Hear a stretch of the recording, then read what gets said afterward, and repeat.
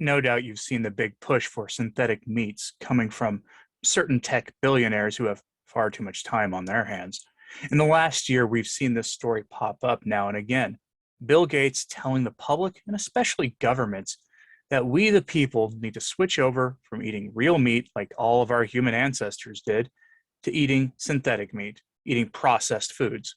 He never quite tells us what the synthetic meat is, so let's take a look at the story, figure out what is actually driving the push for synthetic meat, and what synthetic meat actually is, because there's at least two kinds of it that are being pushed. I'm Dr. Anthony P. Stein. I have a PhD in public policy, and one of my aims here on the Practical Carnivore is to arm you with real information about the things that are now affecting your food prices, what's coming down the turnpike for food, and things that will absolutely affect your food prices in the future. So subscribe if you find this interesting. And I also aim to try to save you some money on this channel. If you're interested in that, give this a subscribe. Gates has been pushing for synthetic meat for a while now. The push isn't actually anything new. He's actually come out as sort of an evangelical vegetarian or evangelical vegan, which is itself not a surprising turn for someone in his industry. Most articles online about his push for synthetic meat come from the spring of 2021, and they all were published on the same day, which is odd, by the way. But the story has popped up in the news again recently, probably because the demand for beef has started going up and has reached levels not seen in America anyway since the 1980s. Gates fancies himself to be an expert in all things related to the proper care for the planet and also an expert in human nutrition. His solution: get rid of a main driver of methane production and replace it with something that we all know is clean and safe, right? Factory and heavy industry. Yeah, I'm trying and probably failing to be funny, but Gates says that he is worried about flatulence from beef cattle and thinks that we should replace beef and other animals with synthetic meat. This is from a piece published by the Cattle Association, so it's obviously biased, but then again, as carnivores, we're going to be biased against this nonsense too. In a way, that special interest group is our special interest group, since they're trying to keep the cost down for our main source of meat. The piece is called Bill Gates, Let Them Eat Fake Meat, and it's been published in all sorts of Cattle Rancher Association websites. This sums up the author's point nicely, and the author is one of the main figures in the Cattle Association. Quote, if Gates were truly interested in altering the path of his green concerns, one might think he would focus his time and limitless wealth on reducing emissions from the energy or transport sectors, but he is not. Instead, Gates chooses to focus on beef production because, in truth, he is heavily invested in the same fake meat companies he's promoting. So it's not surprising that he continues to push an agenda that would replace real beef with protein alternatives in rich countries. He has even gone so far as to claim that perhaps a government decree is the best way to get consumers to eat their dose of fake meat. End quote. That state decree is definitely one of the drivers of this, I think. We've seen it in other areas that Gates has been active in, and there's no reason to think any differently with this issue. But I think you get the picture. Gates wants us to eat meat that never was alive in the first place, not alive in any sense that most people would want, and comes from a factory, meaning it's processed. One thing that we should all be able to agree on is that processed food is not good for you. This is pretty much across the board. Vegans agree, vegetarians tend to agree, carnivores agree, even most people who consume large amounts of this stuff agree that it's actually not good for you. Now, this next story will give us an idea what is really pushing this issue, because it has nothing in reality to do with animals passing gas. Just the source of this article is going to say it all. It comes from Forbes.com with the headline, Bill Gates wants rich countries to move to 100% synthetic beef. But here's the opportunity behind this trend. Yeah, this is about money. Usually money at the core of this, or at least a big driving factor. Now, this one comes from March of last year and is surprisingly unself-aware in admitting that this is going to be purely profit-driven, to the point where the author even says that he philosophically dislikes the idea of the government telling people what they must eat, but he then will help their lackeys make a huge profit by helping the government tell people what they must eat. But the author begins by talking about pollution, which is to be expected. Then we get this, quote, Gates' solution? Ditch the real beef for the fake stuff. You can get used to the taste difference, and the claim is they're going to make it taste even better over time, he added. Now, I don't necessarily agree with Gates, and I hate the idea of governments deciding what their citizens should eat, which seems to be what Gates is suggesting. But my job is to help you make money, and there's no question that there's billions to be made in the technology behind plant-based meat. For proof, look no further than industry pioneer Beyond Meat.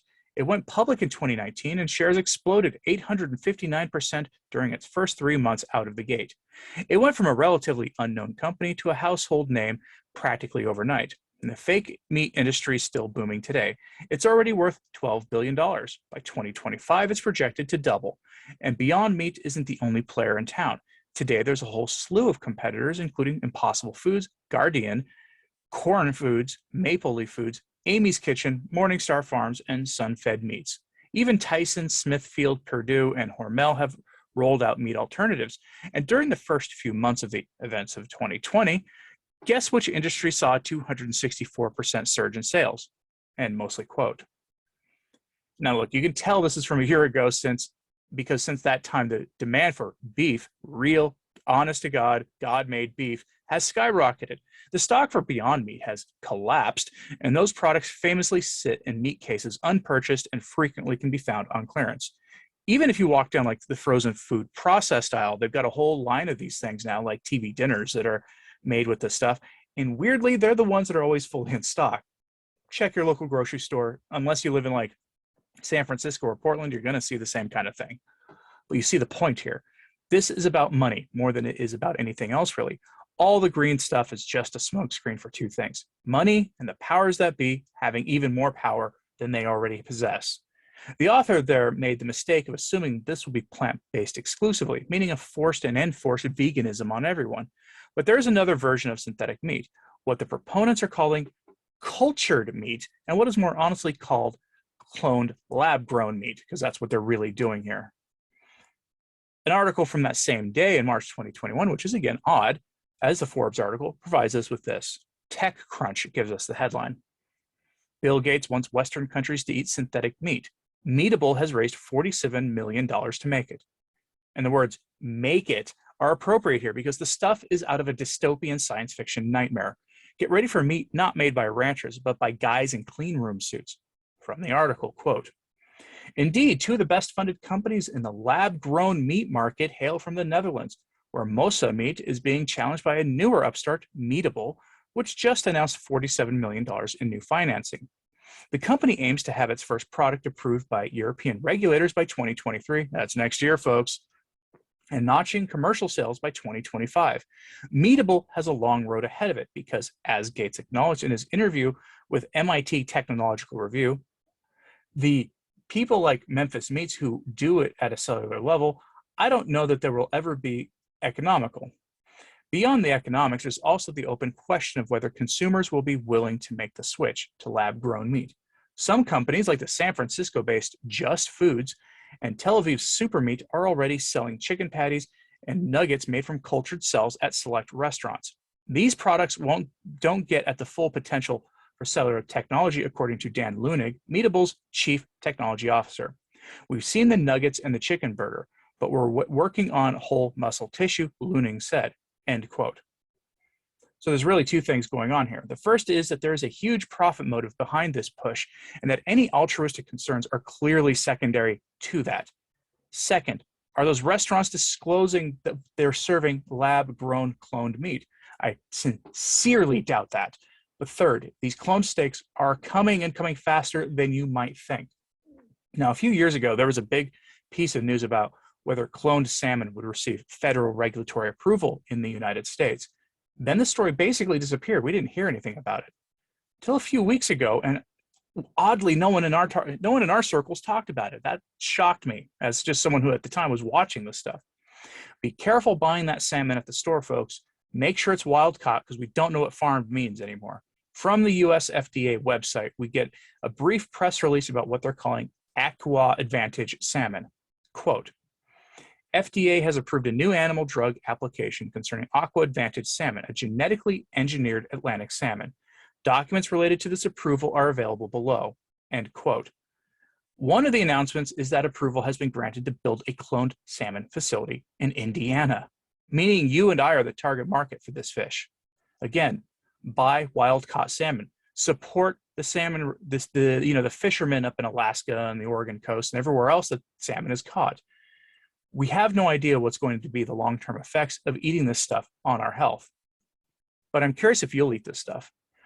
What would it take for you to eat Beyond Meat? Let me know in the comments, please. And like and subscribe if you haven't. It really does help these smaller channels grow. And watch for both a meat smoking video I have for later this week, probably the weekend, as well as probably another personal carnivore tips video in the coming week or so. Until then, have an optimal day.